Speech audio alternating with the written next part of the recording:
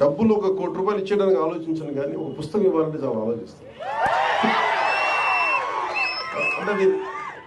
అంటే పుస్తకాన్ని ఇవ్వాలి అంటే నిజంగా నా సంపదను ఇచ్చేసి, అంటే నా కర్ణుడి కవచకుండలాలు ఎలా కోసేస్తే బాధపడుతుందో నాకు తెలియదు, కానీ నా పుస్తకం ఇవ్వాలంటే మటుకు చాలా కింద మీద పడిపోతాను. ఇవ్వాలి అవుతుంది. అందుకని ఏంటంటే కొంతమంది అడిగినప్పుడు, ఈవెన్ నా పిల్లలు అడిగినప్పుడు కూడా వాళ్ళకి కావాలని ఇంకో కాపీ కొనిచ్చిస్తాను తప్ప నా పుస్తకాలు ఇవ్వడానికి ఇబ్బంది పడతాను. అంత మమకారం నా పుస్తకాలు.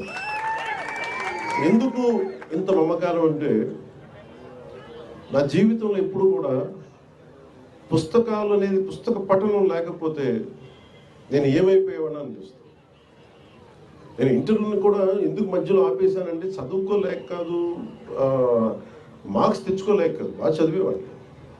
కానీ ఎందుకంటే నేను కోరుకుంటున్న చదువు పుస్తకాల్లో లేదు, క్లాస్ రూమ్లో లేదు.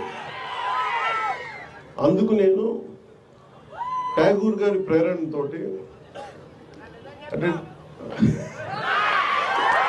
రవీంద్రనాథ్ ఠాగూర్ స్కూల్కి వెళ్ళకుండా ఇంట్లోనే కూర్చొని నేర్చుకున్నారంటే అది నేను కూడా ప్రేరణ తీసుకొని ఆయనలాగే చెట్లు చేమలు మొక్కలు చూస్తాం. మా దగ్గరికి అంత లగ్జరీ లేదు, పెద్ద ఉద్యానవనాలు లేవు. మాకున్న 2 రోజా మొక్కలతో కుండీలను చూస్తాం.